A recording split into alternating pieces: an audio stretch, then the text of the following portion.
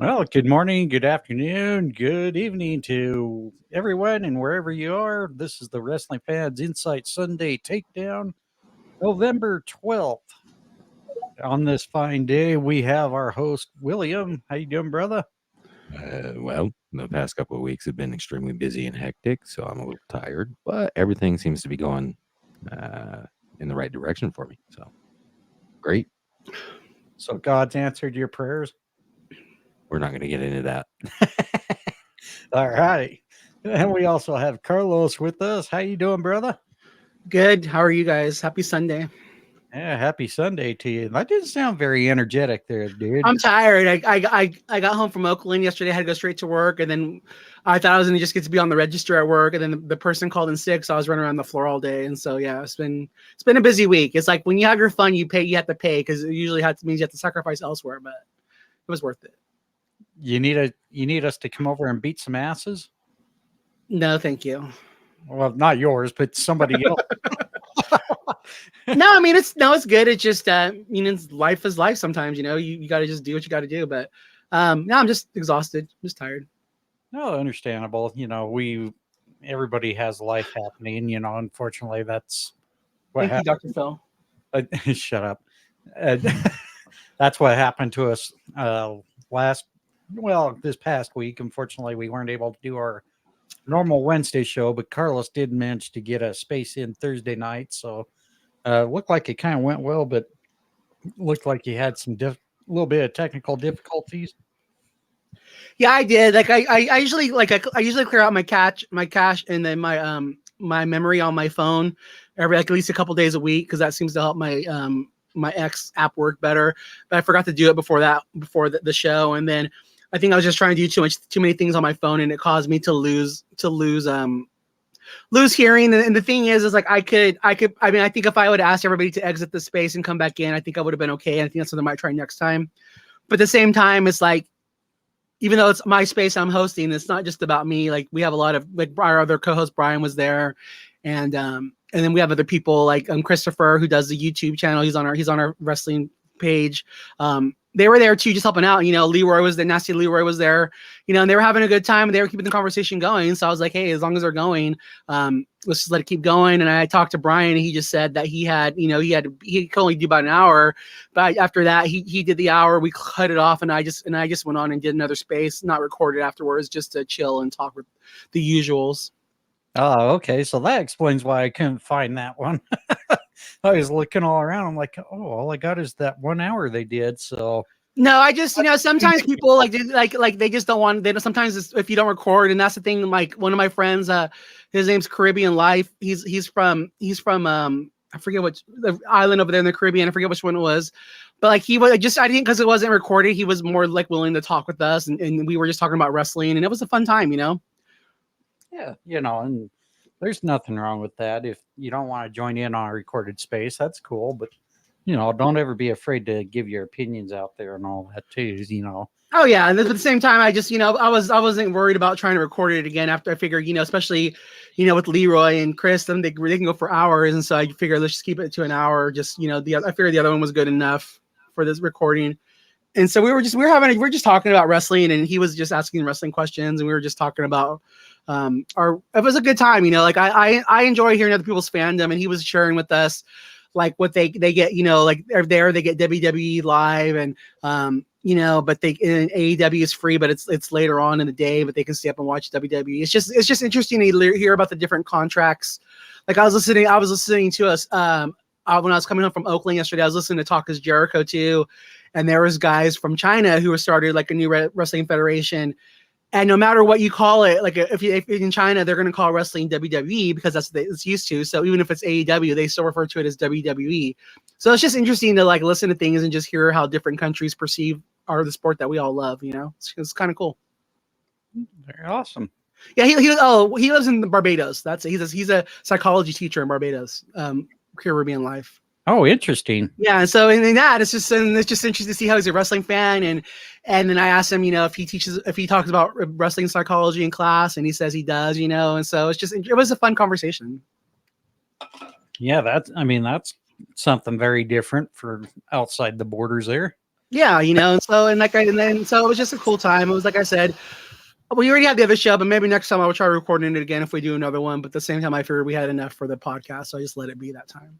Yeah, and I still gotta go back and actually record that and put it on our servers. So my See, you haven't even uploaded yet. You're giving me shit for not recording it. well, I had to give you shit. Period. That's our brotherly thing to do. So, if I didn't give you shit, you'd be shocked at like, oh, wait, man, are you dying? Am I dying? Am I about to get fired? What's going on here?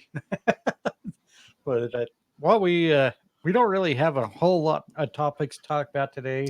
AKA John didn't do his homework, guys. He didn't watch any wrestling.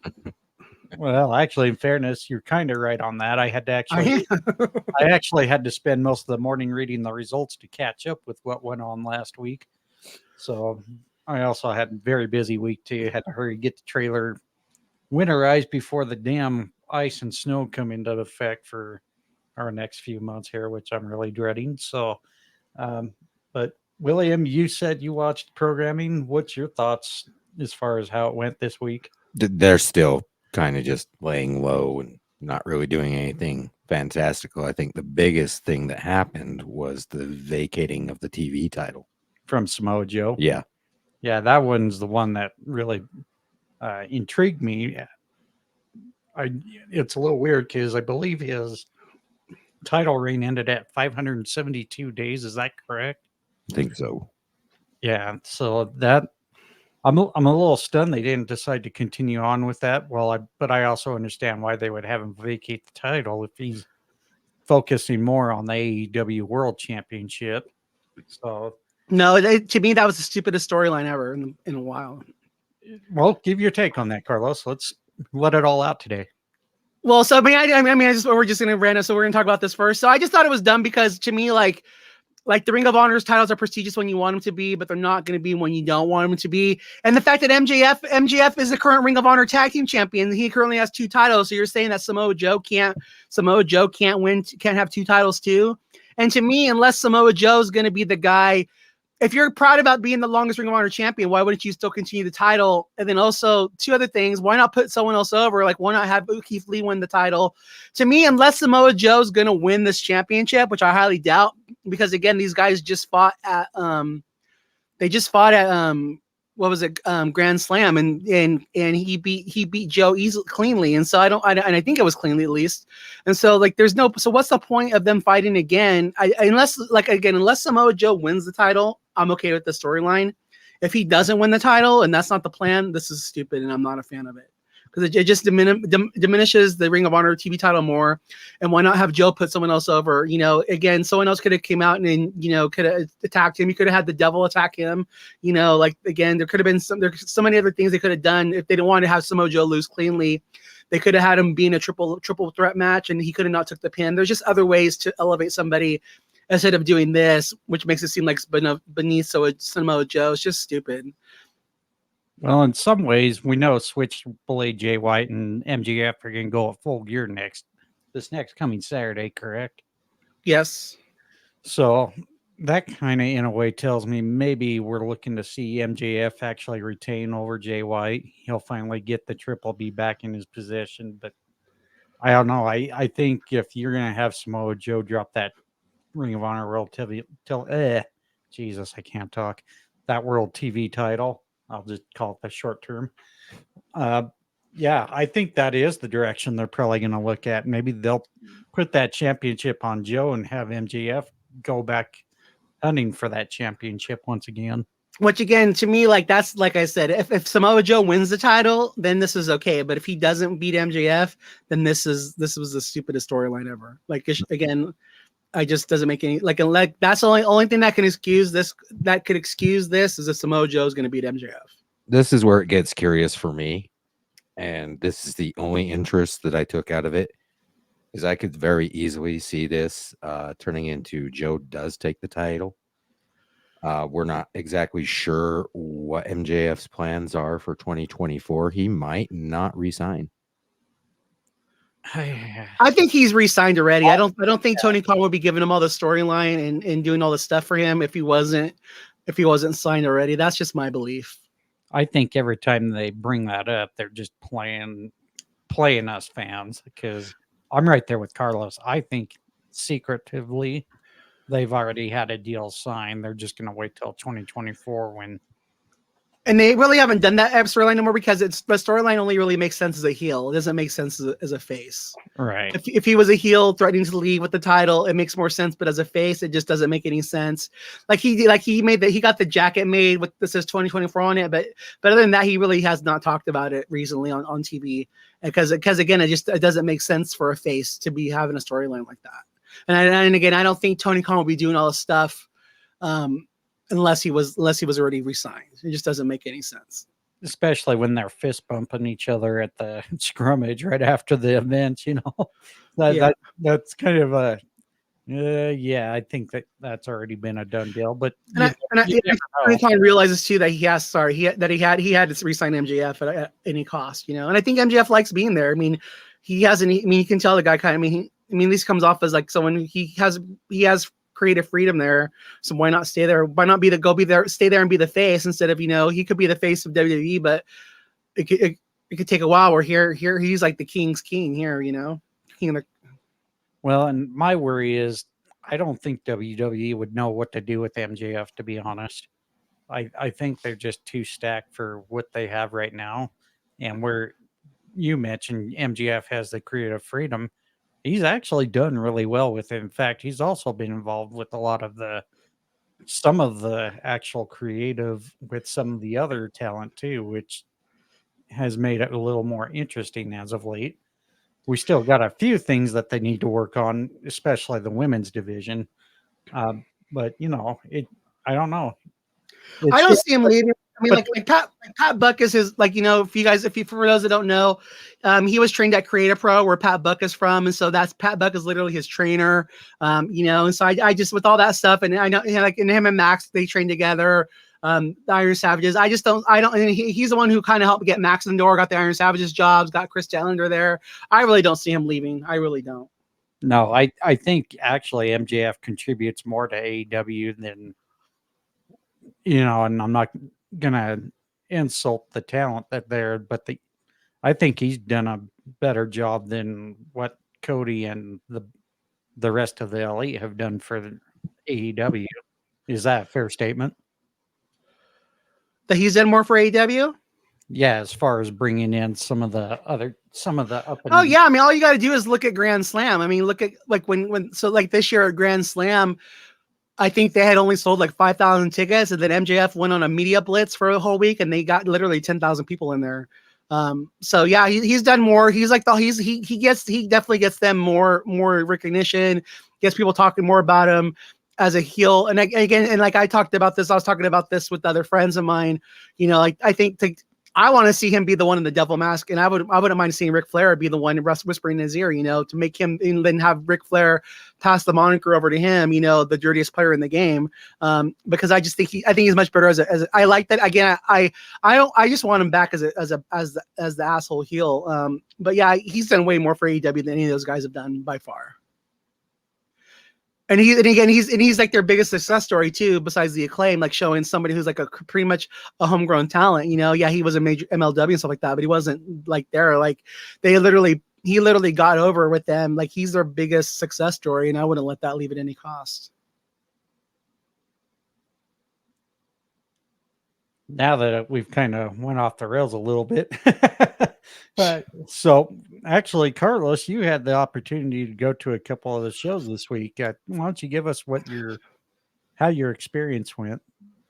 So I went. So this Friday I went to, it was Rampage and Collision. It was, at first I was kind of weird because I for some reason I thought Rampage was going to go head to head with, I thought Collision was going to go head to head with SmackDown like they were this week. But then it was like, I found out that it was taped. It was a good experience for me. Like, it was, to me, like there was like about 4,000 people there, and those 4,000 were more lively than the 8,000 that were at in San Francisco at the Chase Center. It was a good time. Like, honestly, I mean, I was on the floor in the second row, and so to me, and I don't know if I'm just speaking because I would have floor seats, but to me, like the empty seats didn't really bug me because the crowd had a lot of energy in it, and there was a lot of people that were like haggling the talent and stuff like that.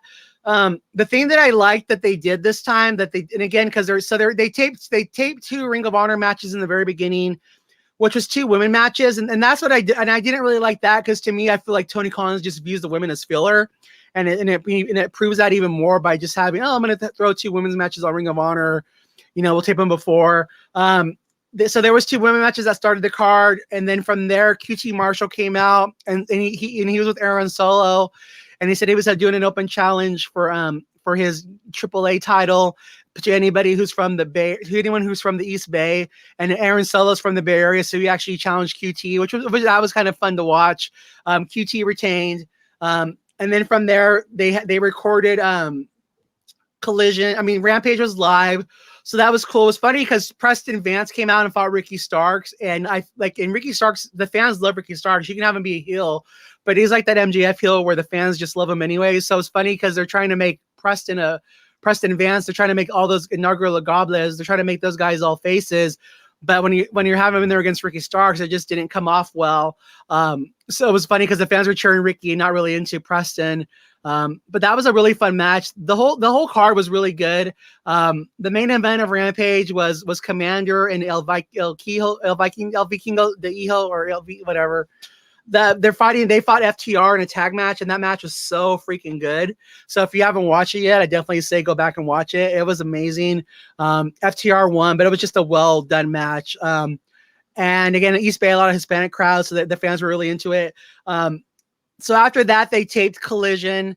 So the thing was I bought my ticket originally, and I was like, oh, second row. And at the same time, it was on the outskirts, but I was like, I wasn't going to really go. But then they announced that Sting was going to fight there. So the main event of Collision was Sting, Darby, and Adam Copeland, who I haven't seen Adam Copeland in over 20 years either.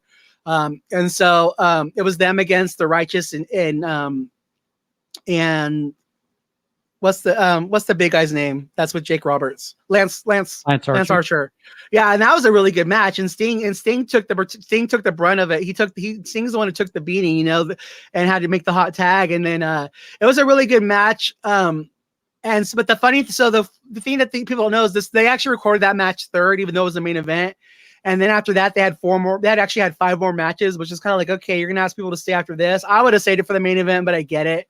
But it was even good. Then Rush and his brother Jalisco came out and they fought the Workhorsemen, and then they grabbed the Mexican flag from the crowd, and then they were getting cheered. So it was just funny to see. So an hour ago, Preston Vance was getting booed, but now he's getting cheered because he has the Mexican flag and he's with Rush, and so that was funny. Then Roddick Strong wrestle, which was really entertaining.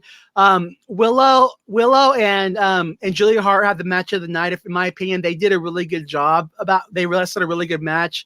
And then at the end of the show, then Powerhouse Hobbs fought Titus Alexander, which is a local talent. And then we got a bonus match, which was Tungaloa versus or the guy from Prince Nana's group. I think it's Tungaloa. But that might be the New Japan name, but he's something Loa. He fought Claudio in the Dark Main event, and then Claudio gave him the swing and gave the swing to Prince Nana too. So it took the crowd home happy, and that was something that was different from the last time I went. So because the last time I went there, they were filming, which I'm glad I did, because for me, if I'm going, give me as much wrestling as possible. I'll sit through it just because it's entertaining. But last time when I went, they filmed AEW Dark Elevation, Dynamite, and Rampage, and so we didn't get any bonus matches. So I think that's a good thing for them to do, is to have bonus matches there. But again, to me, I would say do a longer match, do a really good main event, to make the fans feel like they're getting something different. Again, for me, I'm glad I got to see Sting wrestle one last time. That's the reason I went. I heard that I was listening to the Fightful, AEW Plus show when I got home yesterday about Collision, and the girls were talking, I wish this match wasn't really needed, and the women there should have been 2 women matches instead of having Sting fight here. And it's not, and that's the thing that I like about Tony Khan, is that it's not just about the crowd at watching on TV. It's about the crowd that's at the arena, the people actually paying money to see the show. So that's one thing I do like about Tony Khan, is that he does give you lots of matches, even though I feel like he could do a better job of giving you more competitive matches. And again, it was like getting to see Sting is what sold the tickets. And when I checked last, like 2 weeks ago, they'd only sold like 2,000 tickets. So they doubled that within a week, like a week, and pretty much a week, I think. I think it might have been even a week with just announcing the Sting match. And again, as a fan, getting to see Sting wrestle one more time and be in a competitive match was a cool thing. And so I'm really appreciative of that. Only person I didn't get to see wrestle and I still haven't seen, and I've been to 4 shows now in California, is Ethan Page. So I want to know why Ethan Page hates California. That's the one guy I really want to see. But again, and then to me too, like my advice, if I had Tony Khan's ear, is just some of the matches don't need to be so long. Like the Workhorsemen match with Rush and Jalisco, it was just too long for me.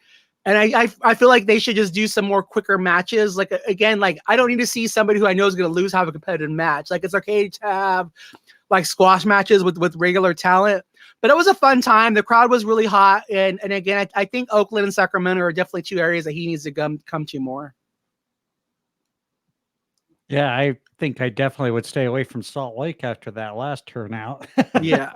But that, in fairness though, he came like literally a week and a half after WWE had their show with Raw. So I think timing was just terrible. In fact, even Ted the Hillbilly Hill, he mentioned that to me in a private text saying, yeah, I don't understand why he would do that, especially knowing that, Raw was going to be the hot crowd. And you just got to really be careful when you place your programs being in the same town as WWE, especially that close apart. I think that's what really hurt Collision big time. Sorry. And at the same time, like just I don't like, I've already, like we talked about this before on this. I feel like I honestly do really feel like he's more worried about the television rights money than he is about the game. So just do tickets for like $29 and get people in there and make it affordable for families, and talk to the arenas and have them do like special, like meal prices. Cause that's the thing too, for me, it's like, everything was so expensive there. And it's like, and to me, like I would not be afraid to play hardball because it's like Oakland doesn't get a lot of things now with the Warriors moving to San Francisco.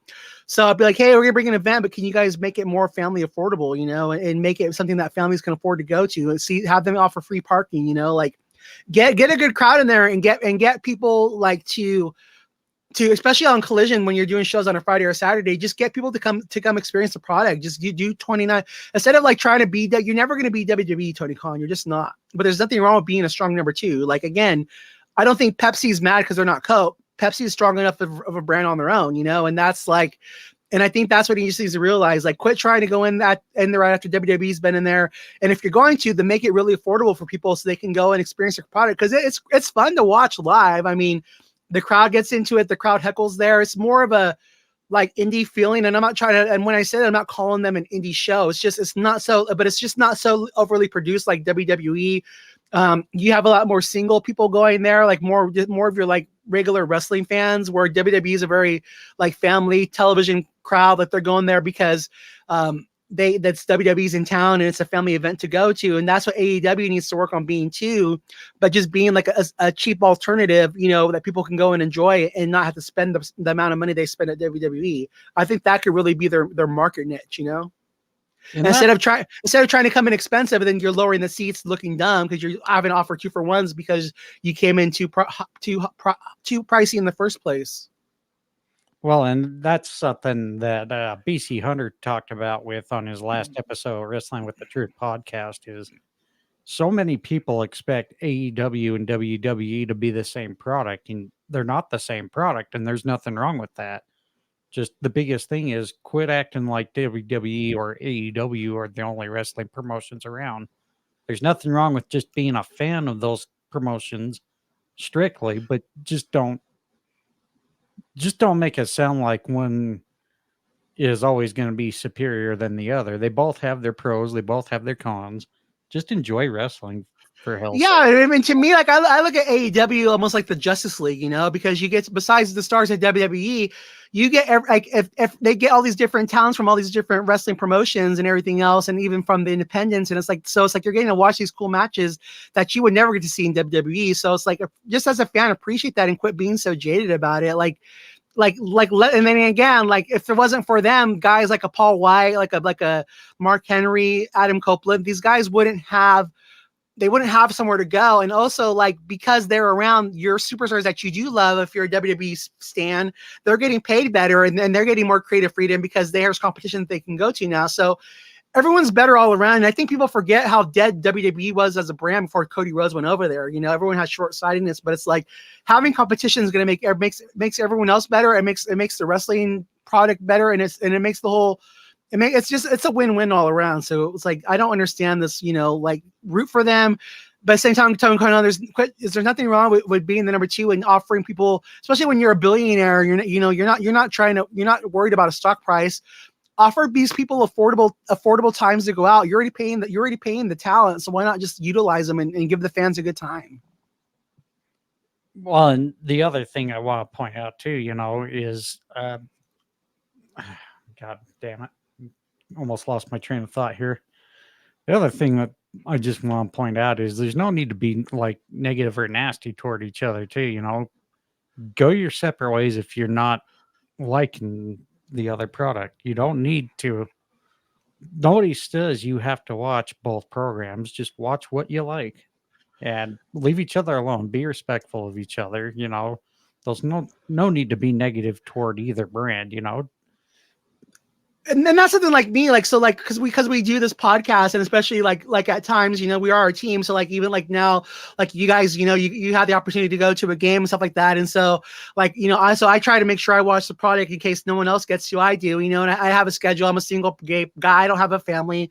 You know, I get to work a pretty lighter work schedule. So like, and again, when I decided on to do this, like, I wanted to make sure I give it my all. And so, you know, for maybe that 1% that does listen to us that we know wants to get all the results. So I try to make sure that I watch everything, you know, and at the same time though, I don't try to be jaded about WWE, even AEW now, like, because we're on X a lot too, and you know, we're developing a good fan base on there too. So for myself, like, I just multitask, you know, and so if I'm watching wrestling and at the same time I'm on my X app, and for me, if there's a match that doesn't get my attention, then I focus on like on replying to my post and replying to comments, stuff like that.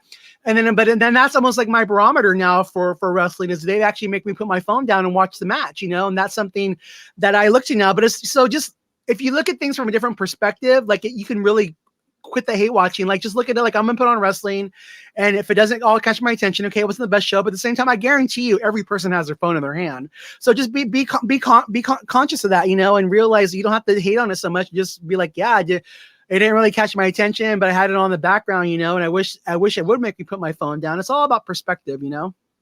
Yeah. I remember where I was having my brain fart moment.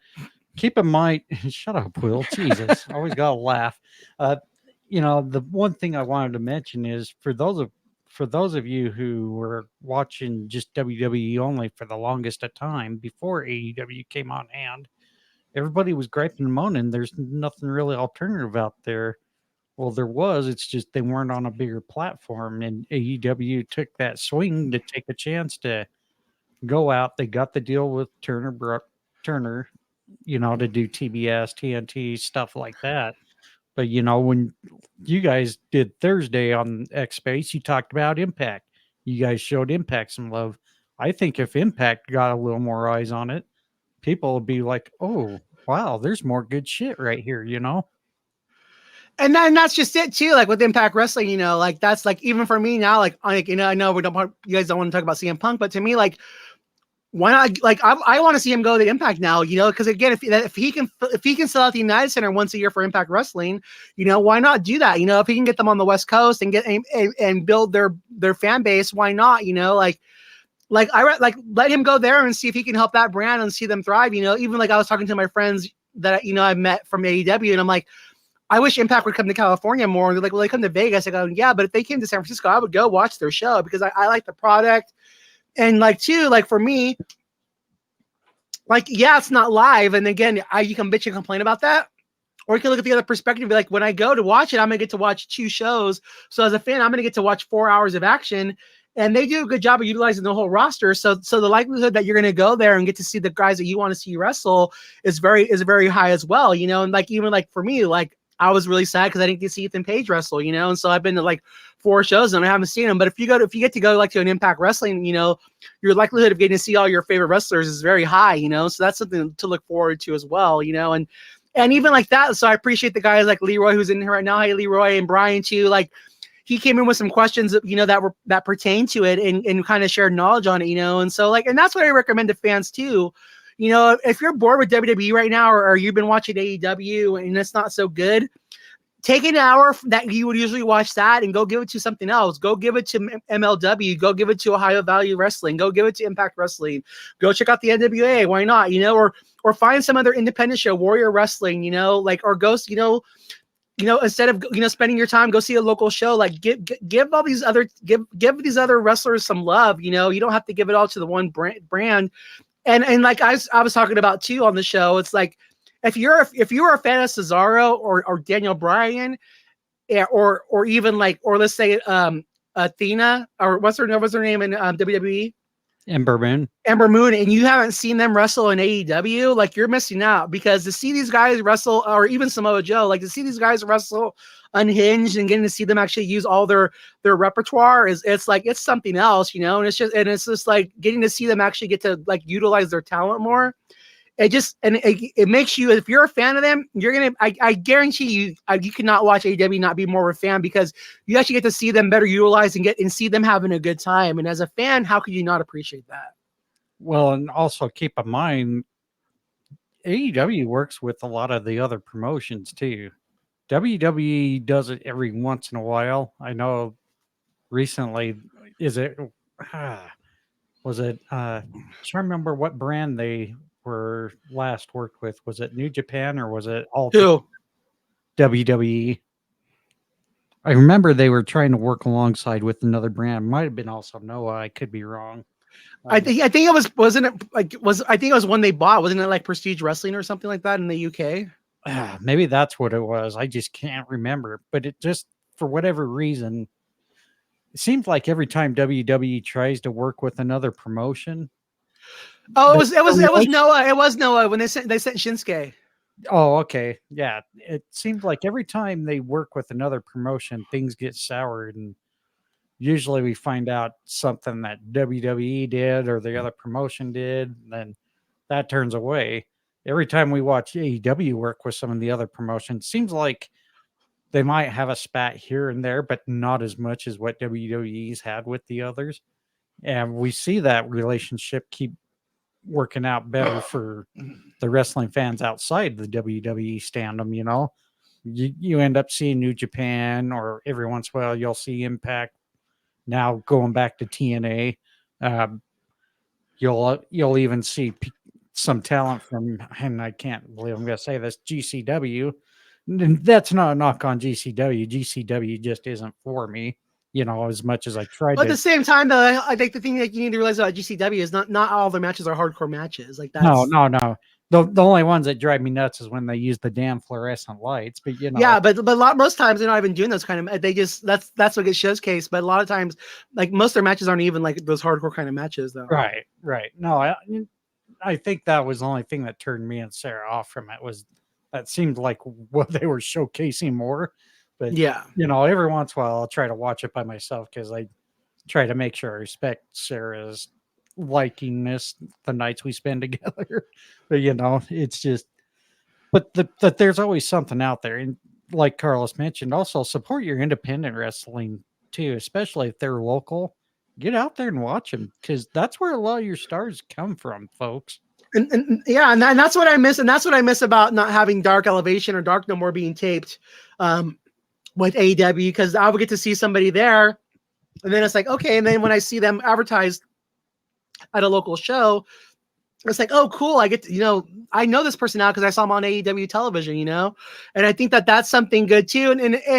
And yeah, just, it doesn't, and it's really cheap and it's fun. And again, don't forget why you became a fan, and that's what I think in our society today, like we're just becoming more jaded as time goes on. And it's like, don't forget what made you fall in love with pro wrestling. And I promise you, if you go to those independent shows, and again, they don't have to be WWE. Like, it's okay to be a little ghetto. And I don't mean in ghetto in a good way. Like, it's okay to like not have to have Like if they just have a smoke machine and a couple lights, like just or the ring looks like just who cares? Like they're having fun, and to them, that's that means a lot to those performers. And so like just go and see those guys cook and go support those guys and those local promoters for helping wrestlers eat, and it's like there's nothing wrong with that, like it doesn't have to like quit being so jaded about it, like oh it doesn't have the production value WWE. Well, most things don't, like just have fun with it and let go, like it's not bothering you. Like even like with AEW, it's like they didn't ask me to pay more money to pay for the empty seats. Like that's, if they want to go into the big arena and they want to, not utilize it more, then that's their bill, not mine. Like I still got what I wanted as a fan. And like I said, being on the floor, it didn't really bother me because I wasn't looking around at the seats, but the people were bringing the excitement, and everyone was having a fun time because they were just enjoying the action and not worried about all the other stuff. And they weren't going there to be a spy to go, oh, look at, they can't sell out. They're going out of business. It's like, it's all about your perspective and how you look at things, and you never know what's going to happen, and again, keep those other promotions alive, because when somebody does get kept from WWE, you want to make sure that these guys can still eat and still support and still have their passion. So support the other avenues these guys have to be creative and to pay their bills.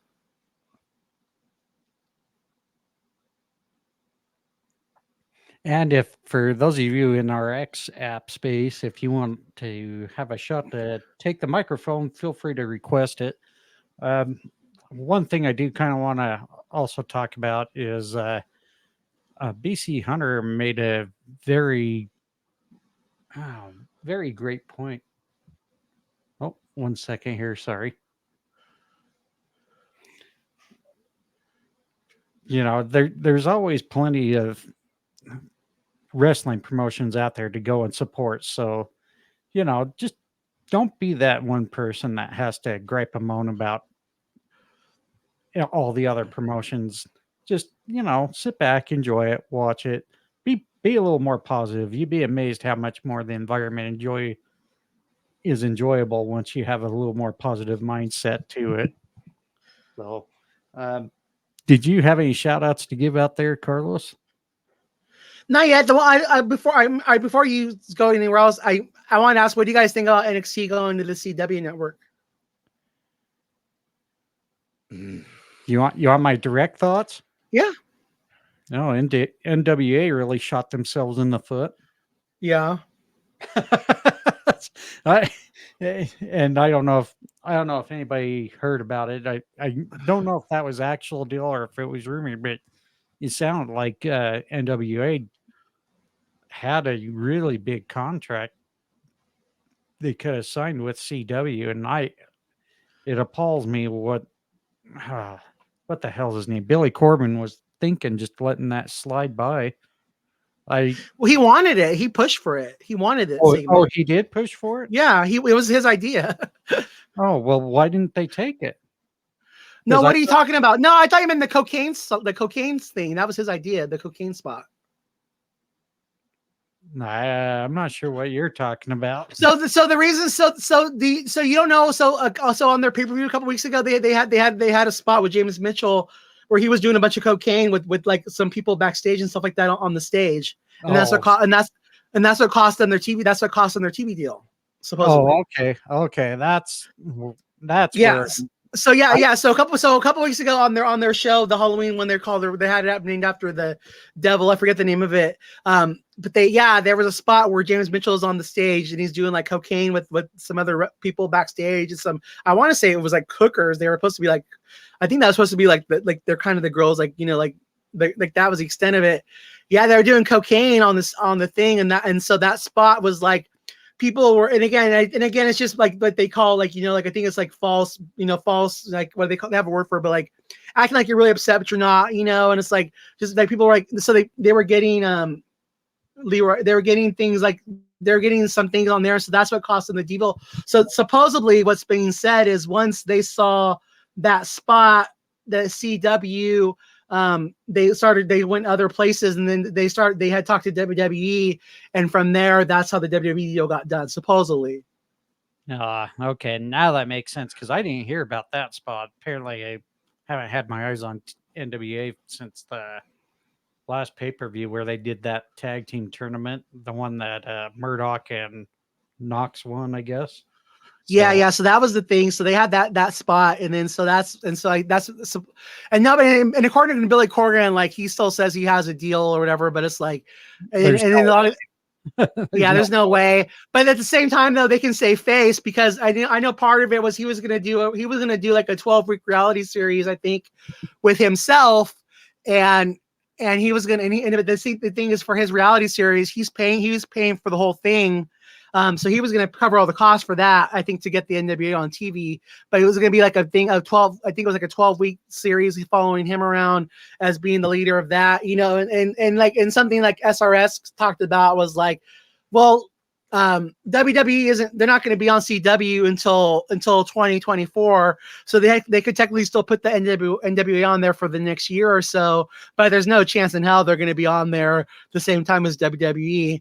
But it looks like other people dropped the bag too. Like I supposedly they had reached out to Tony Khan about Ring of Honor too, and he didn't want to do that, because he's trying to stick with Warner Brothers Discovery. And so it's just interesting times. I think it's a good move for WWE, diversifying everything else, and now they're making double the money, or even more than that of what they're getting paid by USA. And now you're back on network TV. So to me, I think it's a win for WWE, and it's a big loss for everybody else. Well, and you're still keeping it on free TV, so that's the good part. And it's actually the right tier if you think about it. Get the development on the free TV and have your main roster on the cable type TV channel. So that's assuming they have Raw stick with the USA Network or wherever they will end up being. So, no, you're right. That was a good move. I thought WWE was smart in making that move as well.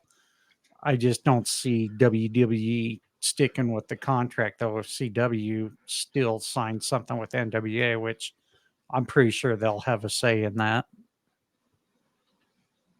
Did you have thoughts, Will? So I really don't have access to the CW as far as a recordable thing. So for me, working swing shifts like I do, it's probably something that's going to get cut out of what I can actually watch. I'm sure they'll have it on demand some point somewhere. I would hope. But still, he's someone, watch it live though, huh? Yeah. So DirecTV doesn't offer that as far as their media streaming? As far as their streaming goes, you pretty much lose the vast majority of your local channels. Really? Yeah. That sucks. But that's kind of a bummer for you if that is the case. So you might have to come over here. That, or I can just look online, read through.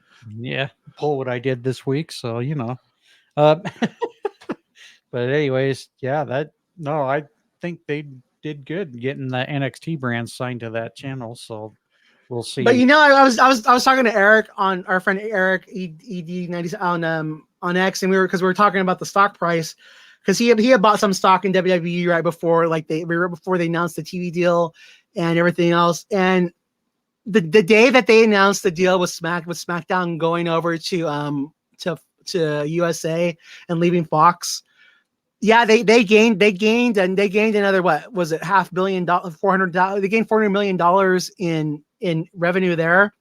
But that day that deal was announced, they lost $3.5 billion in their stock price. Wow. That's a lot right there. So again, and I'm like telling them, to me, I would have stayed. I would have made it work on USA, because the investors did not like when they lost their network television deal with Fox. And so you gained $400 million by going over to USA, but you lost $3.5 billion in your stock price. Ouch. That's like taking a big kick in the butt. Oh yeah, even now with Vince McMahon selling it, I did the math. I think with him selling his stock, he's selling it for $140 million less than it would have if he would have sold it the first day of the merger. Well, he's just trying to get enough so he can make the next settlement. So Damn. Shots fired. That's right. Sorry, I couldn't resist. But hey, we have Nasty Leroy with the mic, and before he airs, Nasty Leroy, I got a request. You need to get on that Chris Jericho cruise here in the next 2 months, buddy.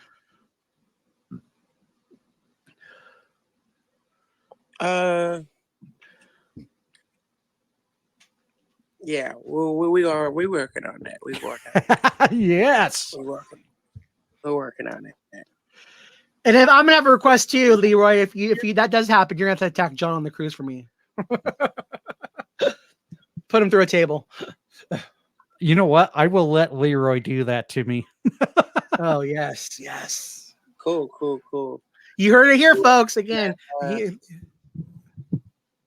My folks. Well, not my folks. I would just say I was going on a Jericho cruise and some stuff happened last time, and I'm mad that I kind of didn't get my refund back in time, so they kind of like took my money. But always getting money, always hustling out here. I'm sure I'll make one of the cruises. So I don't know when, but I will. So, yeah, that's on that one. So you just do this is just a rundown, right? Basically, just different stuff, right? Different promotions. Yeah, we're just doing general talk this week because there really wasn't a whole lot to talk on. Okay, all right. So what I would like to say is I just wanted to agree with you. I don't really have no. I have a take, but it's not. I have an opinion, but it's not like just the same thing I've been saying. Like it's just like it's a just wanted to agree that like if you're not happy with what what I see a lot of times, and I just see this on Twitter, and I see this, and just I think on the internet, wrestling, on the internet, I see this, and just probably in wrestling, people just.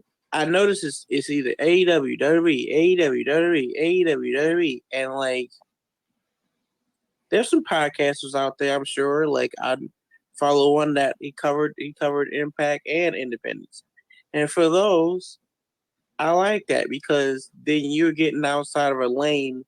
Because every podcaster, and it also goes with this podcast too. This podcast, along with the several other podcasters that do cover it, like Impact and Independence, which is good because we out here. We need to be talked about out here. We need to be covered out here because nobody really wants to cover it. All they want to talk about is WWE and AEW, and that's like it's like 500 podcasts that's talking about the same two companies, and you need somebody else to talk about the other companies. So, and yeah, and the stress of supporting independent wrestling and support other companies is good because that's how they grow. Like more people go to the shows. More guys like Alex Kane will get to go to different venues with MLW and stuff like that, and the company will grow. And then the same thing with the independent circuit and stuff. And like, why I don't just call it independent circuit. I call it the independent underground circuit because I've gotten to a realization when I was in Dallas, Texas, that as an independent wrestler, you are underground. It's like being the underground rapper, but like for you're underground artist, but for wrestlers. And so I don't refer to myself as just an independent wrestler because independent is underground. So it's good that people cover the underground scene. I just get so frustrated, literally so frustrated most of the time. And I have to stress this: like, if you don't want to watch independent wrestling, cool. Okay, cool. That's not your bag. But I always say this, and I'll say this until I'm blue in the face or whatever. The indies, the underground scene is used for all different variations of stuff. It's used for upcoming guys to get product trade, product craft, veteran guys to keep what they're doing, and guys who are not like they're I say this to newer students, and they always ask me, when am I gonna make money on the indies? When am I gonna make money on the indies? And I was like, bro, you're gonna make money, but you're not gonna make that much unless you get a promotion like GCW where you can. And see, this is the thing, they're not like going to give you like $5,000 or whatever, like unless you come from the WWE system or unless you come from AEW.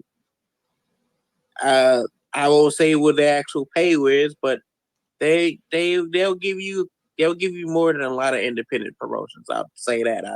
I say that their platform alone will get you right.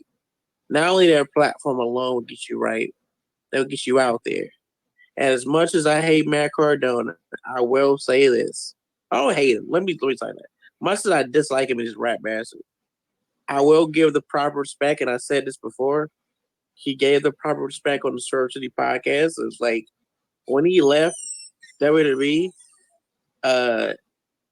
and AEW, he went to GCW, and when you go to GCW, like I was talking about earlier, everybody thinks it's light tubes and shit. Everybody thinks it's hardcore and shit, which I'm not going to try to change nobody's opinion. I just tell people, hey, we do. When I was a part of the roster, we do more than fucking death matches and shit. Matter of fact, people don't know GCW is one of other than the top death. They do top death matches. They one of the top comedy sports entertainment promotions on the indies, and they started doing storylines like several years ago, and they keep doing storylines. Like, this is going to sound, I don't know, this is going to make me sound me personally, not just anything, but their most sold out show is Georgia Spring Break because it's a variety show. It's got a little bit of everything. And there Joey just does a variety of different stuff. He could do a hard-hitting match for himself. He could have fucking a story. He could have a storyline with two known deathmatch wrestlers that they feature. The main thing is they get over comedy wrestling. They get over sports entertainment style wrestling. And what people don't know, and I think people always like to take shots at Joey because they have this vendetta against him, and I don't understand that shit. That shit to me is like, wow. And I'm just saying, it's not even as a person that he's mentored me. I never understood ever since Jim Cornette came after him. They have this vendetta against this dude about like he's fucking up wrestling. I think more than the time he's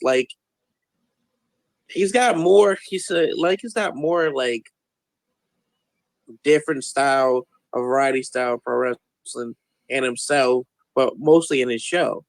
Mostly his show is comedy style wrestling, and it's like people don't get that all the time because they think GCW is a more deathmatch oriented promotion. No, there's deathmatch promotions out there, and all they do is death matches. But GCW, they do a variety of different shows, and one of those shows is Spring Break. They bring me in for comedy relief, but I'm not a comedy. That's what I say. I'm not a comedy character. It's just people who like to sell me as a comedy character. I just happen to do comedy shit. And I happen to do really pretty good because I'm a badass wrestler. But there's lots of guys who do comedy shit like fucking even people still put Effie in the comedy vein, but he's not even a comedy guy. He says, oh yeah, I'm not a comedy guy, I just don't take you motherfuckers seriously. Which is hilarious to me. But it's a variety show, it's like a buffet table, and then they got Bloodsport, they have backyard wrestling where a lot of those guys come from backyard wrestling. I didn't come from backyard wrestling because I didn't have enough friends and I kept moving. So I don't have a backyard wrestling kind of like background, but those are their two top shows, and that's why I always tell people when you give GCW a chance, you're not just watching for deathmatch wrestling. Yeah, it'll be there, but it's not there all the time. Like their top two shows, the top two grossing shows is Spring Break and Backyard, and I've been on like three of them. I've been on like all three. Like I've been on Backyard Wrestling 2, where I beat the shit out of Dale Boy. When I beat the shit out of Cheese, I think Backyard Wrestling 3, and I think Spring Break 4 and Spring Break 6. I was supposed to make the one in like Tampa, but I just didn't make it. But so that's why I always say like it's a buffet table, and then a lot of times that are not the indies. What I've noticed, like I've been on the indies for like 8 years now. I'm going on 9. Like it's certain places are starting to turn into TV style wrestling. Not all the places, and everybody thinks, oh yeah, you get the bad habits from indie wrestling. You do some of it. Some of it's from your training, I think. But like if you just be within there with the right people, you won't pick up bad habits. Well, we don't. But also, you don't know what's bad habits until unless you're trying to get to a national TV audience or whatever. So I always say that. Yeah, this is good that guys like this podcast. Why I keep coming in here because you guys support independent wrestling and you stressing, and I fuck with that. And I know I was talking about a whole lot of stuff, but I really just had to get that off that point of. I don't really got nothing else to say other than that. They think that support like other promotions, and I really do get tired of like seeing fucking like AEW, WWE.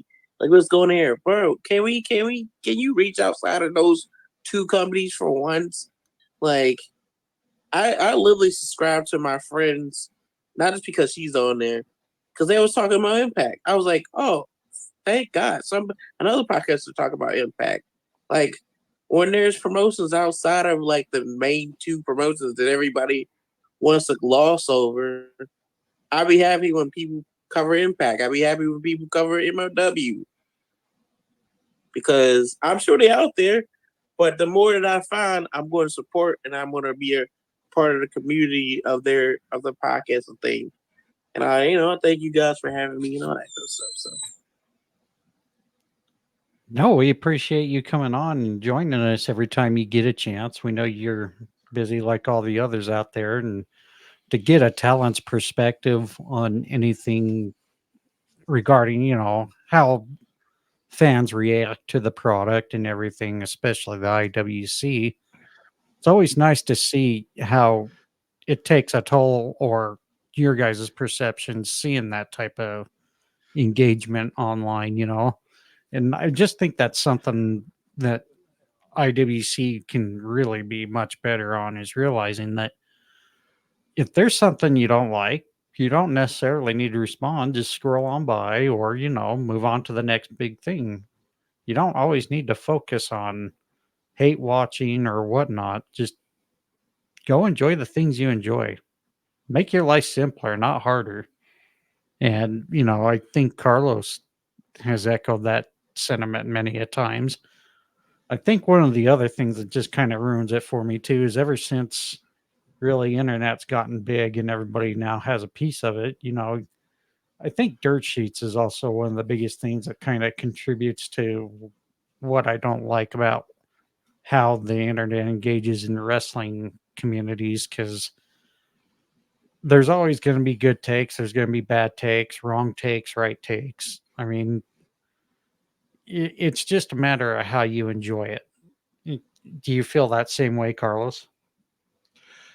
Absolutely, and there's always gonna be good takes and there's bad takes, but at the same time, like I think the thing that we need to remember as a society today, and the thing that I think is important, is that it's okay to have your own opinion, and I think that's what people need to realize these days is like, even if people just like they might disagree with you or whatever, like it's okay, like like, but be strong enough of a person just to like what you like and not care, you know. And that's just something that I think like people just need to realize, you know, like, and even my friends and I were talking, you know, like, and I was like talking about, oh, like, I'm like, you know, and it's a different perspective. Like, I'm like, oh, I like me some Tyus Alexander, you know, the independent guy who got beat up by Hobbs.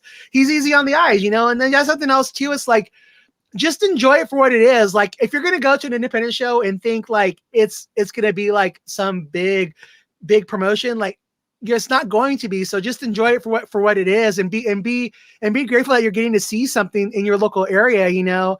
And yeah, don't worry about what people do, because the thing you got to remember too is like people are trolling, like even like with your Jim Cornettes or your, you know, your Fightful, like even like with me, like they, when they were talking about yesterday, talking, you know, smack about, you know, there could have been 2 women matches on here, and you know, and again, it's a girl's perspective, and I appreciate that, and you know, and like I really couldn't have done with the Sting match. And I made a comment to them, and I was like, you know what? I get your perspective, but also look at it from the other point of view. Looking at somebody like me who grew up watching Sting and everything else, and now I get to go watch Sting wrestle for one last time. Like, I'm grateful that AEW gave me that match. Sting didn't have to volunteer to wrestle that match. He didn't have to go in there and do all he did. He could have just stood on the apron the whole time. It's like he didn't have to give those guys as much as he gave them. Like, look at it from the other perspective, that they're trying to sell tickets to that event too, and that it's not just about, you know. I trust me. I'm on the thing too of let's get more women matches. The women should have been invented, things like that too. I'm on you there with you, but also just look at it from the other point of view. It was like, it's also about the fans that are there too, and yeah, just enjoy it. And that's the thing too. There is the negatives, like you're saying about there's so much social media, but there's also those positives where a company like GCW, a company like, you know, like West Coast Pro, these guys, they can also monetize now with their shows, or show their shows free on things like YouTube or Fight TV, because we do have all these different social media. They can advertise themselves and stuff like that too, because of social media too. So there's the positive and negatives as far as that goes. But just don't be afraid to conform. Like, you don't have to conform to what, just because you don't have to, like, this isn't high school. You don't have to worry about being the cool kids or worry about like other people think, you know, like even our friend Sarah, you know, Execution 84, like I was encouraging her because she would never wear her wrestling shirts outside. And I'm like, why do you care what people think about you? You know, like, do you really know these people? And then so finally she wore them out, and people were giving her compliments on him and stuff like that. And now she's happy because she gets to wear her shirts all the side and she doesn't care. And I'm like, and I guess that's something I'm grateful for, like growing up gay, because I had to learn to like be comfortable in my own skin. And again, I couldn't worry what people thought of me. And that's something I'm grateful for, that's again, like, I'm grateful that that's how I grew up, because it makes me not give 2 shits what people think about my wrestling fandom. And at the same time, like, don't be afraid to share your opinions, and also like come on this show with us too, because we welcome everybody. You know, we're not going to hate you if your opinion's wrong than us. And that's something that we pride ourselves on, is that we have a mixed crowd of people here, and that everyone deserves to have a voice and everyone deserves to have an opinion. And again, you don't have to, you can also not say anything and be nice too. And you don't have to give your opinion about everything. You can continue to keep scrolling on. But yeah, don't let other people's perceptions, or just because they might not like what you like, don't let someone else's opinion take you from enjoying what you want to enjoy. That was a long-winded answer. I was going to say, holy hell, I think you covered all the bases there. But don't let. But I'm a very critical thinker, and so I look at things from all these different sides, and again, I like to talk about things because if someone else can learn from my experience and what I've been through growing up and getting comfortable with my own skin and just realizing to like what you like and not care. Like, even for me, if I was so self-conscious, I wouldn't be going to these shows, because I go by myself, you know, because I'm not going to let the fact that my other friends and I might have lost things, or my other friends don't like AEW, I'm not going to let that deter me from going to go watch what I want to watch. And I've been rewarded with that by meeting some good friends who now I get to go hang out with, and we meet up at the shows and we go out to dinner afterwards. And again, I guarantee you, if you go to a wrestling show and you are yourself and you talk about wrestling, you're going to meet people just like you who share in your fandom, and you're going to have new wrestling friends. I promise you that. And Yep. oh, go ahead. Oh no, I was just gonna say, yep. I only agree. I will say this short point, because Well, it's not gonna be a short point. I don't think so because anyway. Who you kind of kid here? Well, it's always going to be shorter than Carlos's point, so you're good. No, I just want to say that I agree, and but I also want to say add to that point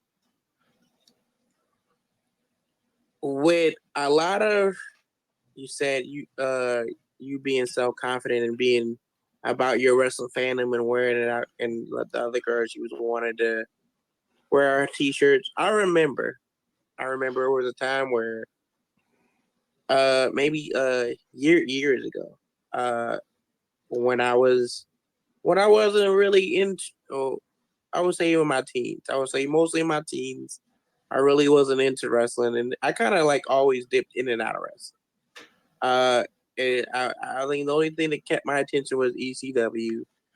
And until probably I found like other promotions, and thanks to my friend Dante, who he and my other friends, he put me on because I probably wouldn't be liking wrestling until years later. I would say probably like a couple years later, I would probably like wrestling. Like maybe like in 2018, 2017, 2015, maybe in 2019. I think it'll be months later. So I would like it, but I wouldn't probably go in as a career into it and like whole thing is. And I think like you're always being judged, being bullied or liking wrestling, and then like now it's like a different thing. Like okay, wrestling's their thing. Wrestling's their thing. Wrestling has their own community on the internet, but there's so many different communities in the community that I've learned that me as a person, even as a wrestler, I'm like starting to be proud of. There's so many like I would say there's not just I want to fuck this out. I'm gonna just say the pride community because I always fuck up the alphabet letters and shit like that. Yeah, I have friends in that community that I love, and those are my friends. And then there's the black wrestling community that I've latched on to, not just because I'm a black man and this whatever, but there's people in that community that they were saying, "Oh man, I didn't never have nobody to look up to for us podcasting wise. There was never black podcasters. There was never like us, representation properly." Then you have guys like then you have the wrestlers who go out there and we see on TV and stuff, and like black wrestlers on TV and stuff. And we were like, "Oh, that's our representation." But then there's lots of guys. I get fucking it. They like, bro, you're an inspiration to me. Alice Kane, Ashton Starr. A lot of these that I know are like saying that what, like, bro, your representation. It's good to see people like us. Not only just black people, but like in prominent positions or positions. Like Darius Lockhart is having his own promotion because he wants to not only just represent, of course, black wrestlers, but like he wants to make a strong representation, but he doesn't want to make it like that's their whole identity. We're just a black wrestling show. We do black wrestling excellence. I got that from him because I got and it's important to have that because you want to have little kids that look up to you and stuff, and then people look up to you in general. Getting that I get inspirations. I'm not even on TV no more, and people be like, "Yo, I fuck with your shit, bro. I fuck with your."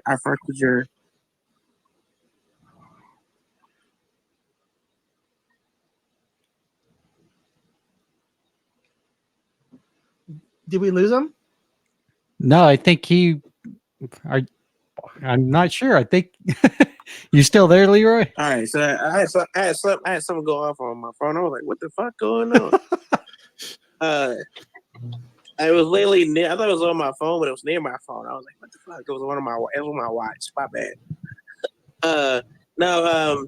The representation of like not only just young black kids, but like black wrestlers who get into it, black wrestlers that's been into it, and then not only just the black wrestlers, but like just wrestlers in general to say they've been inspired by me and other people, and being confident to being who they are.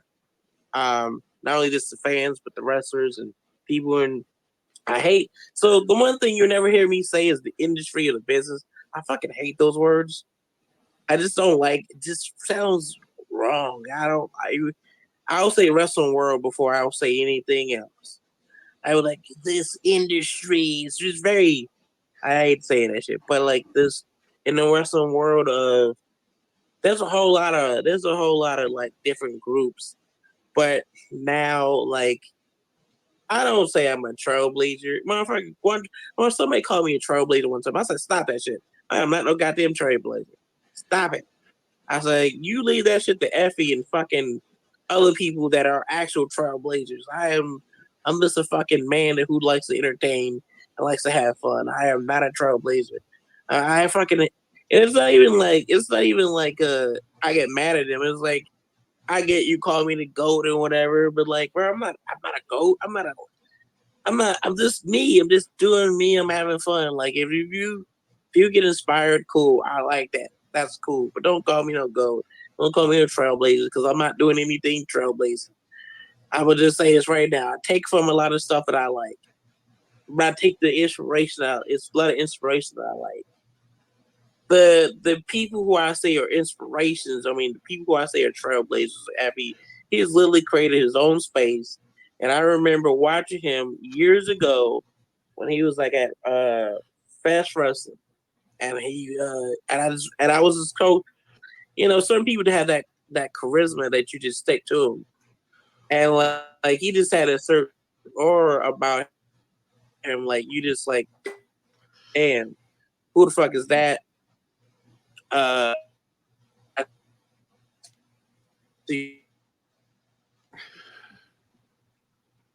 Oh, he was one of those things where people he was vilified. He was vilified for the stuff he's doing now. Like I remember he cut the promo on fucking. I was remember what the fuck what it was. It was just one of the show. I think like a show called Rise. Like it was based off Shimmer, and it was in the Chicagoland area.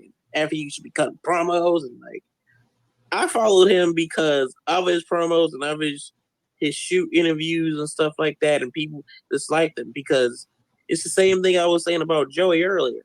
People hate Joey and fucking Effie for some damn reason. Like, but they're trailblazers. I'm not a fucking trail. I tell people I'm not a trailblazer at all. So I hang around trailblazers. But people would told him like he would get blackballed and he would get vilified. You know, he was vilified for years. Like they was trying to kill him off. And so it's just good to see that now that he Lily has his own show, he has his own clothesline, and he makes a lot of money. I don't know how much, but I know he makes a grip. I know he makes enough that he doesn't have to work a normal job. Like he doesn't have to, and he doesn't even have to take a TV contract. Actually, I don't know what else that he does that he doesn't want to take a TV contract. He just like what thing. But the whole point is, getting on track is everybody has their own groups, everybody has their own tribes, and everybody makes their own lanes. And everybody that I've known, I've gotten to be friends with a lot of people in wrestling because I opened myself up and to not be judgmental to myself more or less and be open minded. And like when you're open minded to a lot of stuff, it just works. It just happens. And I think more people and I think more fans, more or less more fans and wrestlers, I'll say this, need to be more open minded and learn from each other and just learn from different things. I always say you can always learn from somebody. I don't care what it is, good or bad. You can always learn from it. This is like there's quality independent promotions and there's quality shit independent promotions. And I don't fucking bury fucking some of the independent promotions because I ain't never worked over there. What they gonna do? Come after me? Shit. But there's promotions out there like SPW who give him deathmatch wrestling a bad name, and then there's GCW who's giving it a great name because it's. I learned this from Nick Gage and I learned this from Jimmy Lloyd. While watching him and learning from Nick Gage, Nick tells a story in his matches. If you see any other ones outside of GCW or guys that work that GCW roster or whatever, they tell stories because they only get storytellers. And I just noticed about watching it with my boy Jimmy. XPW, places like that, and other deathmatch promotions, I know that they're just straight trash. Like, they just do weapons to do weapon shit. Like, and I hate saying it, but it is what it is because that's what it is. Akira is a storyteller. He's learning how to be more of a storyteller. Other than I remember he was just doing stuff because he was on these low quality indie. Now he's in storytelling matches. Not only just in death matches, but like he's in there with Matt Cardona and he's in there with like high profile people. He's in there with his girlfriend who's like one of the top wrestlers in the world. And yeah, there's this thing like it's just different communities, different styles. And I always say if you don't like a particular style, that's cool, bro. I say to people, I'm not gonna force you to like what I like. I'm not gonna force you to like what I do. Like if my wrestling's not for you, it's not for you, bro. Like I'm seriously probably gonna do one or two. I'm probably want to do one death match if Joey doesn't retire. I think he's retired from death matches, but I might do one in 3 months. But anyway, even if I do one and people get turned off with them, I'm like, hey, that's not for you, bro. It's gonna be for somebody else. So yeah, that's the whole thing that I want to say about that. Everybody has their tribe. Everybody has a thing. I hope everybody be comfortable, open-minded, and just learn to accept this pro wrestling in general because I don't care what they call it. Sports entertainment is the style. Pro wrestling is the art form. So. Just really quickly, where I'm going to tell you the two. So one thing is you are a role model for people as far as like the confidence and like and the just the self-confidence you have in yourself, you know, and having your nasty hotties and stuff like that. Like you are a role model for people to let them be themselves. And also I think you are someone that people look to inspire to because they look at you and you're not like this guy who's like 6 foot tall with a 6-pack and everything else. You're just a guy who looks like someone that can come on the streets and wrestle and you do a good job. And so I think you do inspire people to let them realize that they put the work into, and if they want to try, like just because they don't fit the mold of what a typical wrestler is, that they too can get in the business and have a spot in there. So don't sell yourself short, man. You are out there inspiring people. And I think that, and again, I commend you for what you do. And I know that people have told me that straight up, like that you've inspired them. So again, thank you for being yourself. No problem. I just be thinking I just be doing my thing, man. I don't be looking like no wrestler. I just be want to just be living my dream. So, you know. But I think, but yeah, also you are letting other people know that it's okay to go chase their dreams too. So again, thank you for that. Yeah, I appreciate it. I appreciate that. And one thing I want to just touch real too, guys, real quick, because that's one thing I think where like we were touching about that AEW does need to get credit for, is that they are featuring a lot more African American talent now than they ever were before. So that is one thing that Tony Khan has approved on. So again, if we're going to criticize them, let's also give them the accolades when we need to as well. Hell yeah! I'll try not to run off the point. The point basically is everybody has their tribe, everybody has their crew, and like I just see a lot of people, like you said, people are inspired by me, and I think that's wild because I'm just a dude from Philly who happened that I just was determined to do shit, and it was the only reason why I was determined to do shit is because I have a hard time when people bet against me. Not a hard time. I have a hard time once you tell me no, once you like say I can't do something, and I know this is like more like a corny, sappy kind of thing, but it really is like one of those things like you bet against me, that's gonna be the worst mistake you ever had in your life. Because now I'm determined. I tell people I'm only in wrestling because of spite of people, bro. I told that somebody recently. I was like, I'm in wrestling because of spite or somebody. Bully Ray told me I won't make it in wrestling. I was like, all right, bet. I was like, you didn't fucked up now, brother. I'm like, you done fucked up now. And I was like, I'm gonna do it. I was like, I'm gonna do this thing, even if I just do it on the independent level. I don't care. I had no, and like I think a lot of people. I'm not gonna try to talk too much because that's my problem. I think a lot of people get messed up of like, okay, if WWE's your goal, that's your goal, cool. I don't never knock people like, oh, you gotta go to WWE, huh? I don't ever do that. My thing was I had a proof point. I wanted to do it as a kid. People told me I couldn't do it. Like I went to many wrestling schools, like 4 or 5 wrestling schools, and people would just knock me and told me I couldn't do it. And the more people told me I couldn't do it, I was just determined to show people like I'm gonna be successful at this shit. I don't know what it is about me in doing that. It's like maybe it's just something deep down that I just have in me. Like most people quit most people quit at one wrestling school telling you less. But I was like, no, I'm gonna pursue this. And like so that's just me. I say all to the younger wrestlers out there and everybody listening. If a motherfucker tell you no, use it as fuel. You just use it as fuel in everyday life. You don't even have to be a wrestler. Use that as fuel. Because every time you use that as fuel, that's gonna keep you around.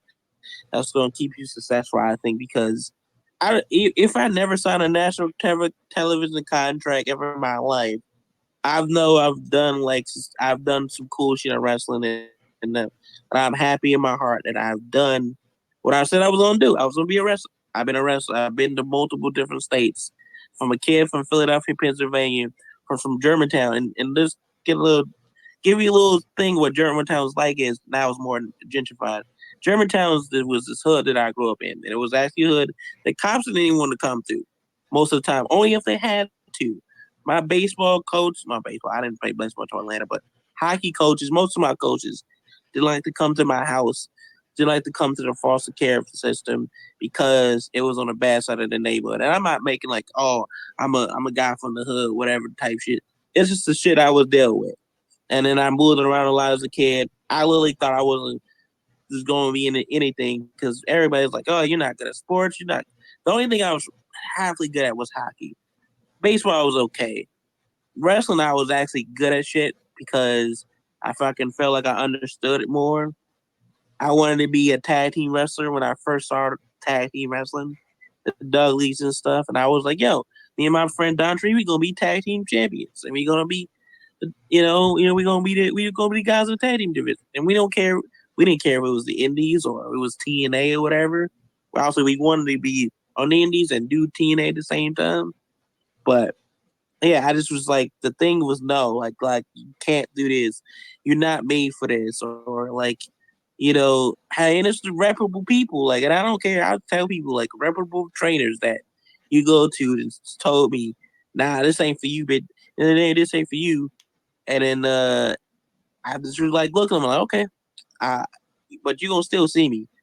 And like, what do you mean you gonna still see you? I was like, I'm gonna still be a wrestler. I think I'm in there because not just because I want to win championships and that's part of the thing and like travel, but I'm in here because of spite. Because I'm gonna make you see that you shouldn't have said no. You should just took my money and let me train. So now I'm just gonna be in here. So that's just me. And I think QT saw that and other trainers who other trainers at the Nightmare Factory sing it too. I don't want to go on a long rant, but yeah. All right. Thank you for that, Leroy. Appreciate it. Did you have anything else you want to throw in today, Will? No, I've kind of been a dud, and it was just because it's been kind of a lame week, and I've just been so busy. All right. Carlos, do you have anything final to touch up on? I just have 5 more things. No, I'm good. God damn you. No, well, without a doubt, thanks to Carlos. No, just kidding. Do you have any shout outs to give, Will? I know you're looking, you need to get out of here. So, yeah, responsibilities suck. Oh, okay. Well, Carlos, do you want to give any shout outs? Yeah, because I want to shout out my friends from the Bay Area. I want to shout out Amanda and Chris and also Mateus. Thank you guys for meeting up with me. Thank you for again, that's again, it's like we talked about. It's a cool part of being a wrestling fan, going to shows and meeting people that share your fandom, people that appreciate you as a fan, and just see your good qualities. And again, just thank you guys for meeting up with me and showing me a good time after the show. And again, just experiencing the show with you guys again. And just thank you to Nasty again for joining us. Also, Christopher and Chris Haas, who kind of just took the show when we were having technical difficulties last week on Thursday, giving a light to Impact. Just thank you guys. And again, that's something I want to keep doing in the future. Now, maybe every once a month, maybe doing a show on Thursdays, just to get more spotlight to different promotions. Because again, I think it's good to share in the different fandoms of people. I also want to shout out to the people in the room, Sarah K. Hoppe, my wife, who's checking up on me, I'm guessing, making sure I don't see. It's time to go. Knockout Pets, thank you for joining us. Luna, Fantasy Booker Podcast, and I want to say it's Come On Tanahashi, and also Nasty Leroy. Thank you all for joining us on the X Space app. Also want to give podcast shout outs. Be sure to go check them out. You got Visit Vegas Places with Coil. You got Today We Laughed and Learned with Chris and Deb. Fan in the Van podcast by Jim Plotner, who also does a combo podcast, The Steel and Tail Talk with Garrett. And Garrett also runs the Is This a Bad Take podcast, but also Two Dudes Sports News with Jalen. Be sure to check out Austin Boyer with Wrestling World. BC Hunter made his comeback last week along with a few other guests on the Wrestling with the Truth and Wrestling with the 80s. Go check his stuff out, definitely, if you're into the 80s style wrestling. Ted the Hillbilly Hill with the Hill Truth, who's always given us a 5-star review each and every week, and we're hoping to actually return the favor this week if I can learn how to manipulate Spotify finally. And most of all, thank you everybody who tuned in on the other channels, as every week we go live on Twitch, Facebook, YouTube, and the X Space.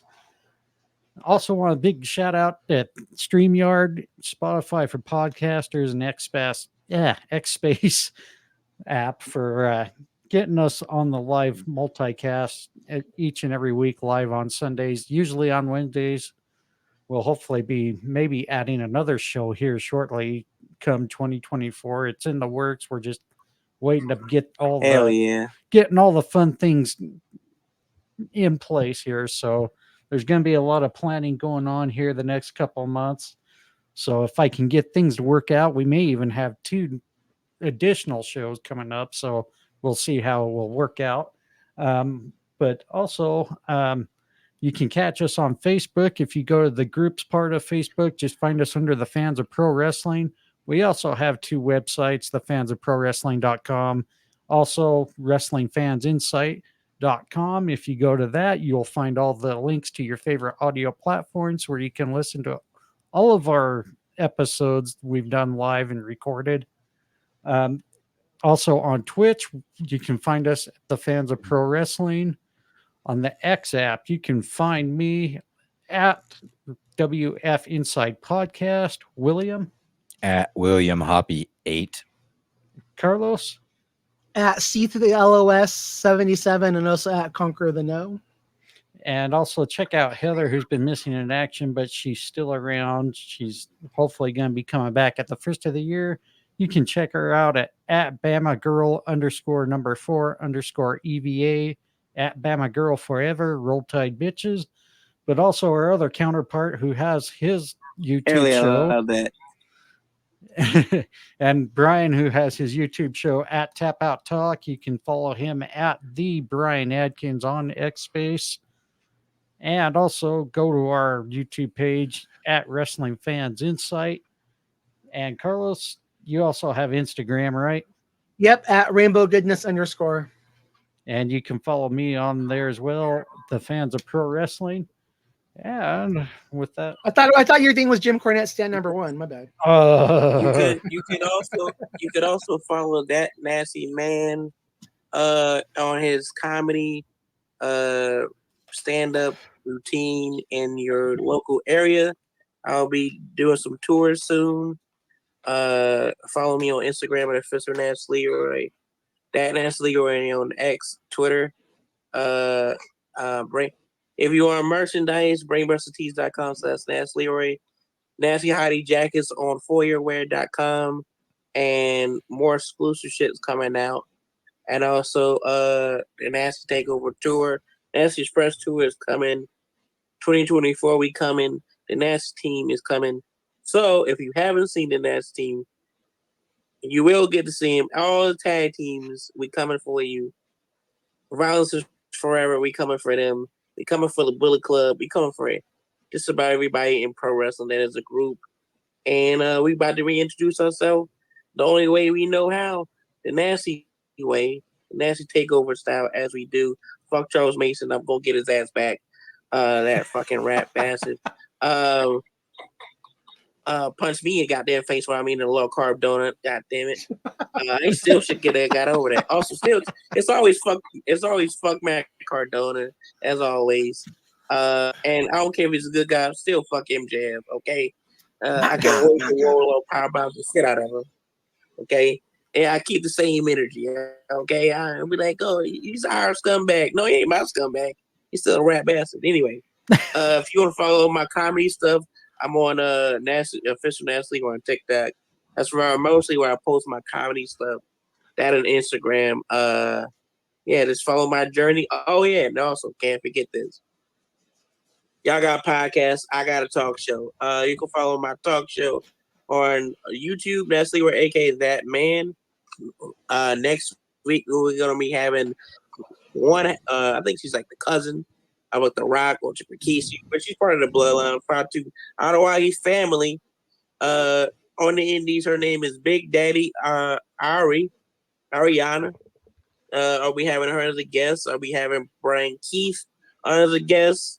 Also, Kaya McKenna, LSG, and she Miley and other people. Check my conversations out. Already, we got some TikTok person on there. Name is Decent, and Gabby Ortiz is already on there. So check out my YouTube. We posting more. That being said, you know what it is. Fuck all these rap bastards, especially Matt Cardell.